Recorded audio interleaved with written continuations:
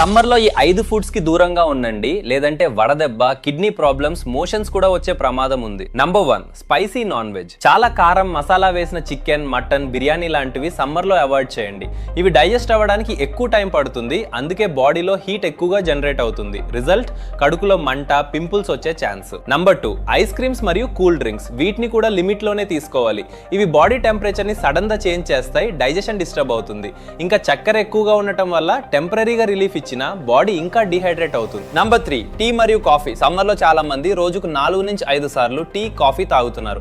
ఇందులో ఉండే క్యాఫీన్ మన బాడీని చాలా ఫాస్ట్ గా డిహైడ్రేట్ చేస్తుంది. దీనివల్ల యూరిన్ ఎక్కువగా వచ్చి బాడీలోని నీరు తగ్గిపోతుంది. సో టీ, కాఫీ బదులుగా బటర్ మిల్క్, కోకోనట్ వాటర్ తాగటం చాలా మంచిది. నంబర్ 4, అవుట్ సైడ్ లో దొరికే కట్ ఫ్రూట్స్. రోడ్డు పక్కన అమ్మే కట్ చేసిన ఫ్రూట్స్, పైనాపిల్, వాటర్ మెలన్ గంటల పాటు బయటే ఉంచుతారు. దుమ్ము, ఈగలు పడినవి తింటే కలరా టైఫాయిడ్ వచ్చే ఛాన్స్ ఉంది. ఆల్వేస్ ఫ్రూట్స్ ని ఇంట్లో వాష్ చేసి ఫ్రెష్ గా కట్ చేసి తినండి. Number 5, deep fry. Junk food oil deep fry చేసిన చికెన్, సమోసా, బజ్జీ లాంటివి ఎక్కువగా తింటే skin problems, pimples, food poisoning వచ్చే ఛాన్స్ ఉంది. ఫైనల్ నేను చెప్పేది ఏంటి అంటే సమ్మర్ లో లైట్ గా నీరు ఎక్కువగా ఉండే ఫుడ్ తీసుకోండి, హెల్తీగా ఉండండి. ఈ యూస్ఫుల్ ఇన్ఫర్మేషన్ ని మీ ఫ్రెండ్స్ మరియు ఫ్యామిలీకి తప్పకుండా షేర్ చేయండి.